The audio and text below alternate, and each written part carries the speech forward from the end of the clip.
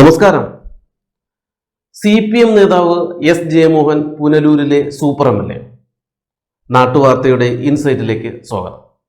ഇന്ന് ഇത്തരത്തിലൊരു വിഷയം നാട്ടുവാർത്താ പ്രേക്ഷകരിലേക്ക് എത്തിക്കുന്നത് കഴിഞ്ഞ ദിവസം കോൺഗ്രസിന്റെ മുതിർന്ന നേതാവ് പുനലൂരിലെ ബ്ലോക്ക് കമ്മിറ്റിയുടെ പ്രസിഡന്റ് കൂടിയായ C. വിജയകുമാർ ഒരു പ്രസ്താവന ഇറക്കുകയുണ്ടായി.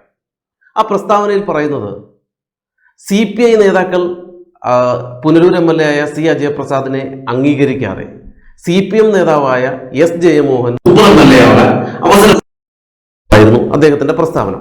അപ്പോൾ ആ പ്രസ്താവനയോട് എന്താണ്, പ്രസ്താവനയുടെ മറ്റു വശങ്ങളിലേക്കൊന്നും നമ്മൾ കടക്കുന്നില്ല. പക്ഷേ ഈ സൂപ്പർ MLA ആവാൻ എസ് ജയമോഹന് CPI അവസരം ഒരുക്കുന്നു എന്ന് ചോദിച്ചാൽ അതിനോട് നമ്മളൊട്ട് യോജിക്കുന്നതുമില്ല.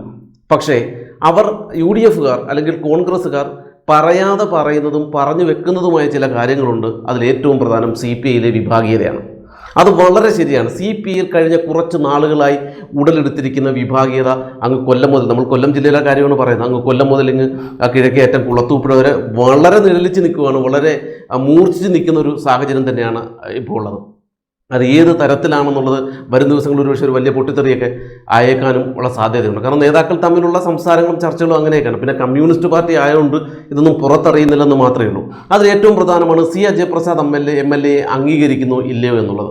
ഇപ്പോഴും അംഗീകരിക്കുന്നു എന്ന് ചോദിച്ചാൽ ഒരു സംഘടനാ തത്വത്തിൽ അല്ലെങ്കിൽ ഒരു സംഘടനാ ചട്ടക്കൂടിൽ നിൽക്കുന്നത് കാരണം MLA ഇവരെല്ലാം അംഗീകരിച്ച് തന്നെയാണ് മുമ്പോട്ട് പോകുന്നത്. പക്ഷേ ഈ വിഭാഗീയതയുടെ ഫലമായി MLA ചെയ്യുന്ന ഒരു കാര്യങ്ങളും കാര്യമായി പുറത്തു വരുന്നില്ല എന്നുള്ളത് യാഥാർത്ഥ്യം തന്നെയാണ്. ഇതിൻ്റെ ഏറ്റവും വലിയൊരു കാരണം, ഈ അടുത്തൊരു ഒരു വാർത്ത റിപ്പോർട്ട് ചെയ്യാൻ ഞാൻ പോയപ്പോൾ കിഴക്കൻ മേഖലയിൽ ഒരു പ്രധാനപ്പെട്ട ഒരു ഇടതുമുന്നണിയുടെ ഒരു പ്രധാന നേതാവ് പറഞ്ഞത് അജയപ്രസാദ് എല്ലാ കാര്യത്തിലും ഇടപെടുന്നുണ്ട്, പക്ഷേ ഈ കാര്യങ്ങളൊന്നും പുറത്തു വരുന്നില്ല.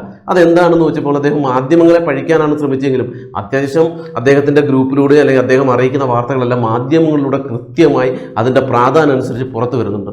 മറിച്ച് എന്താണ് പ്രശ്നമെന്ന് ചോദിച്ചാൽ തൊട്ട് മുമ്പിരുന്ന MLA, അതായത് CPIയുടെ ഇപ്പോഴത്തെ ജില്ലാ സെക്രട്ടറി കൂടിയായ PS സുബാൽ എന്ത് ചെയ്താലും സോഷ്യൽ മീഡിയയിൽ വലിയ പ്രചരണമായിരുന്നു.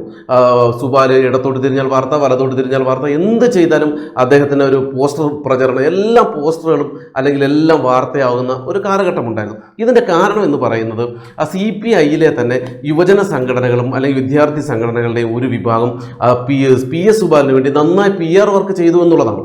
അപ്പോൾ നമ്മൾ മനസ്സിലാക്കേണ്ട കാര്യം എന്തുകൊണ്ട് C. അജയപ്രസാദിനെ പിന്തുണ കിട്ടുന്നില്ല എന്നാണ്.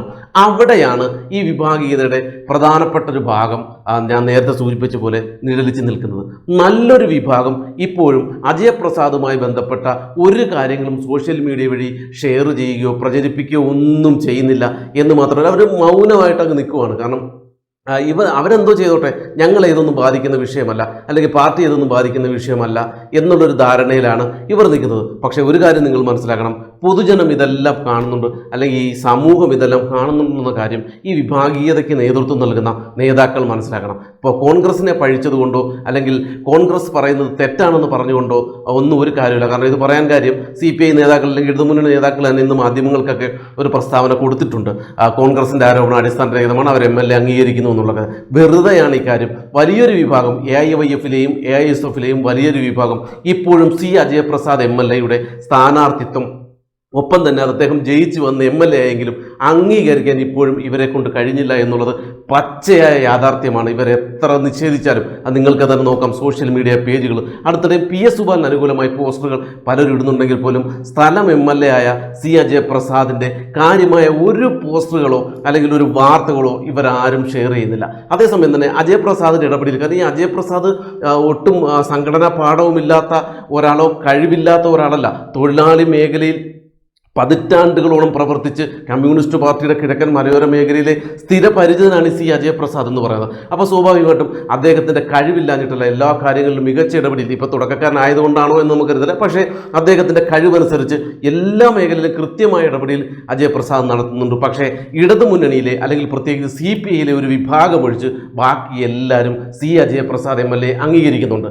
അതുകൊണ്ടാണ് ആദ്യമേ പറഞ്ഞത് കോൺഗ്രസിൻ്റെ ചില കാര്യങ്ങളിൽ നമ്മൾ വിയോജിപ്പ് പ്രകടിപ്പിക്കുന്നു എന്ന് പറഞ്ഞതുകൊണ്ടാണ്. CPI മാത്രമാണ് സി അജയപ്രസാദ് CPIയുടെ ഇല്ല ഒരു ചെറിയ വിഭാഗം അല്ലെങ്കിൽ ഒരു പ്രബല വിഭാഗം CPI MLA അംഗീകരിക്കുന്നില്ല എന്നുള്ളത് ഇപ്പോഴും വാസ്തവമാണ്.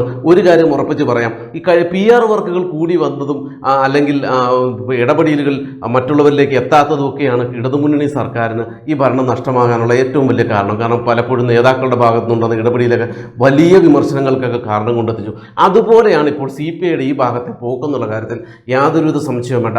ഈ രീതിയിൽ മുന്നോട്ട് പോയാൽ അടുത്തൊരു 5 വർഷം കഴിയുമ്പോൾ വീണ്ടും ഒരു തെരഞ്ഞെടുപ്പ് ഉണ്ടെന്നുള്ളത് CPIയും ഇടതുമുന്നണിയും മനസ്സിലാക്കണം. കാരണം ഇവിടെ മുസ്ലിം ലീഗ് ആയതുകൊണ്ട് മാത്രമാണ് CPIക്ക് ഒരു അനായാസ ജയം എപ്പോഴും ഉണ്ടാകുന്നത്. അതും ഇക്കുറി കഴിഞ്ഞ തവണ തെരഞ്ഞെടുപ്പിൽ PS സുബാൽ റെക്കോർഡ് വോട്ടുകളുടെ ഭൂരിപക്ഷത്തിൽ PS സുബാൽ വിജയിച്ച ഒരു മണ്ഡലത്തിൽ ഇക്കുറി എത്രയാണ് അജയപ്രസാദിൻ്റെ വോട്ട് അല്ലെങ്കിൽ ലീഡ് അല്ലെങ്കിൽ ഭൂരിപക്ഷം എന്നുള്ളത് ഇവിടുത്തെ ഇടതുമുന്നണി ചിന്തിക്കണം. അപ്പോൾ മുസ്ലിം ലീഗ് ആയതുകൊണ്ട് മാത്രം കോൺഗ്രസിലെ ഒരു വിഭാഗം ഇതിൽ നിന്നും മാറി നിൽക്കുന്നതൊക്കെ തന്നെയാണ് ഇടതുമുന്നണിയുടെ വിജയത്തിൻ്റെ പ്രധാന കാരണമെന്ന് കൂടി നിങ്ങൾ മനസ്സിലാക്കണം. പുനലൂർ മണ്ഡലത്തിൽ കൈപ്പത്തി ചിഹ്നത്തിൽ ഒരാൾ മത്സരിച്ചാൽ ഒരു ഇവിടെ ഇടതുമുന്നണി അല്ലെങ്കിൽ ഒരു പക്ഷേ ജയിക്കുകയോ അല്ലെങ്കിൽ ഒരു പക്ഷേ പരാജയം തന്നെ നേരിടാനുള്ള എല്ലാ സാഹചര്യവും ഇപ്പോഴും നിലവിലുണ്ടെന്ന കാര്യം CPIയും പ്രത്യേകിച്ച് ഇടതുമുന്നണിയും ഓർക്കുന്നത് നന്നായിരിക്കും. ഒരുമിച്ച് പോയാൽ വികസന പ്രവർത്തനങ്ങൾ ജനങ്ങളിലേക്ക് എത്തിച്ചാൽ വിഭാഗീയത മറന്ന് ഒരുമിച്ച് ഒറ്റക്കെട്ടായി മുന്നോട്ട് പോയാൽ വീണ്ടും പതിറ്റാണ്ടുകളായി തുടരുന്ന വിജയം ഇടതുമുന്നണിക്കും CPIക്കും സ്വന്തമാകും.